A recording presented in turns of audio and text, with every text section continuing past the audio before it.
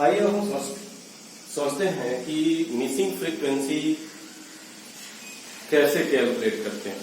अगर कोई arithmetic mean का सवाल है और उसमें आपको फ्रीक्वेंसी का सम टोटल अगर आपके पास नहीं है, कोई एक फ्रीक्वेंसी मिस कर रही है, तब कैसे बनाएं। ऐसे सवालों में हमेशा आपके पास मीन गिवन होगा। मीन गिवन होगा तो आप मीन का फॉर्मूला रख के उसका फ्रीक्वेंसी मालूम कर सकते हैं कि टोटल फ्रीक्वेंसी कैसे है। पहले हम मिसिंग वन की बात करते हैं फ्रीक्वेंसी की। तो आइए एक क्लास लिखते हैं। यही जो मैंने लिख लिया है क्लास इंटरवल 0 to 10, 10 to 20, 20 30 और 30 40, 40 50। अब इस सवाल में ये हमारे पास हो गया क्लास इंटरवल और यहीं पे फ्रीक्वेंसी दी गई है।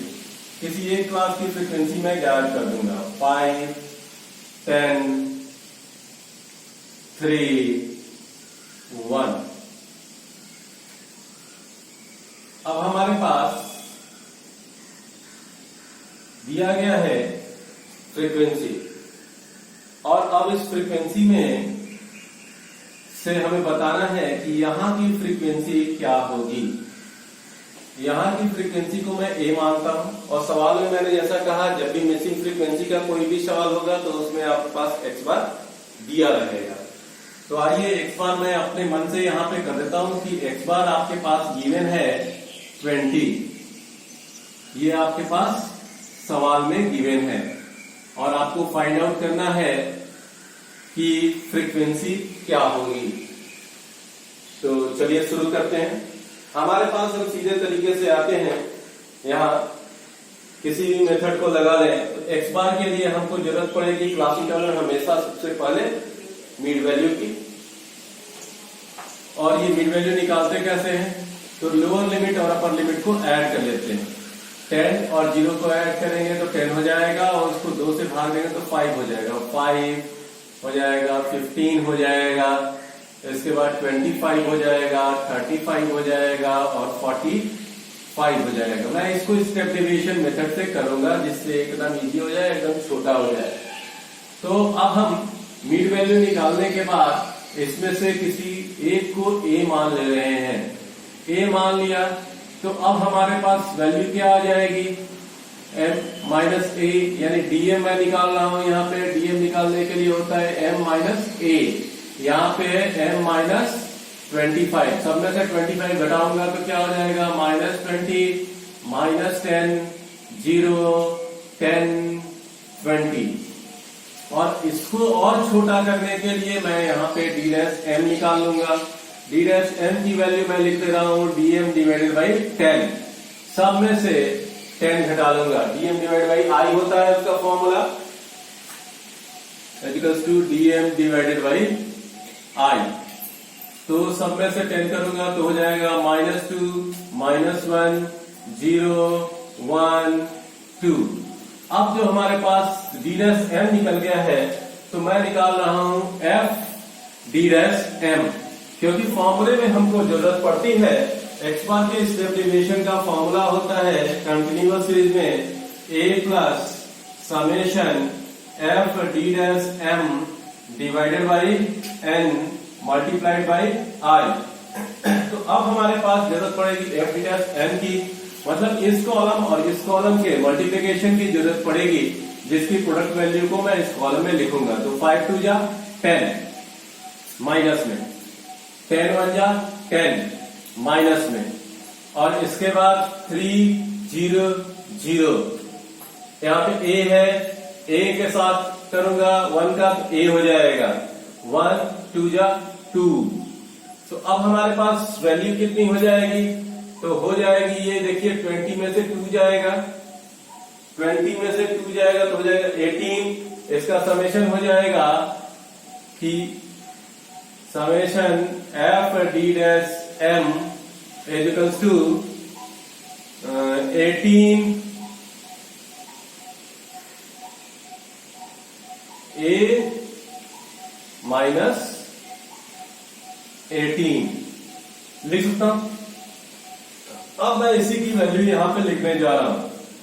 तो यहाँ पे a की वैल्यू मैं कितना लिख सकता हूँ 25 plus summation F D dash m कितना हो जाएगा a minus 18 divided by n की वैल्यू कितनी हो जाएगी। तो आइए n की वैल्यू हमें नहीं मालूम है, तो 15, 18, 19 हमारे पास हो गया इसकी वैल्यू 18, 19 मैंने इसको लिख दिया n की वैल्यू। i के लिए तो मैंने अभी अभी ले रखा है 10, तो ये तो हमको क्लियर है। अब हमारे पास इसकी भी वैल्यू x बार की वैल्यू दी गई है 20, x बार की वैल्यू दी गई है हमारे पास कॉलम से गिवन है 20। अब मैं यहाँ पे 20 लिखूंगा और इसको क्रॉस मल्टीप्लाई कराऊंगा। पहले मैं इधर लेके आऊं या उधर लेके जाऊं, कोई भी काम करूं, तो ये इधर लेके आऊंगा तो -5 हो जाएगा। 20 माइनस 25 एजिकल टू लिख सकता हूं 20 माइनस 25, ठीक है। और इसको मैं डिवाइड में कर दूंगा, उसको मल्टीप्लाई में कर दूंगा। यहाँ n का क्या है तो फिर से करूं 15, 18, 19 प्लस 8, 19 प्लस 8, ये इसकी वैल्यू है 19 प्लस 8। तो अब मैं क्या करूंगा कि सीधे सीधे इसको कर लूं, इसको बल्कि मैं 5 ही लिख लूं या ऐसा कर लूं, इसी के साथ मल्टीप्लाई कर लूं 19 प्लस 8, 19 प्लस 8, इसका मल्टीप्लीकेशन लिख सकता हूं इसके साथ। इक्वल्स टू मैंने कर लिया a माइनस 18 इंटू 10, तो अब हो गया 19 plus 8 into 5 divided by 10 equals to a minus 18। चाहता तो मैं वहां पे भी मल्टीप्लाई कर सकता था, 5 2 जा 10।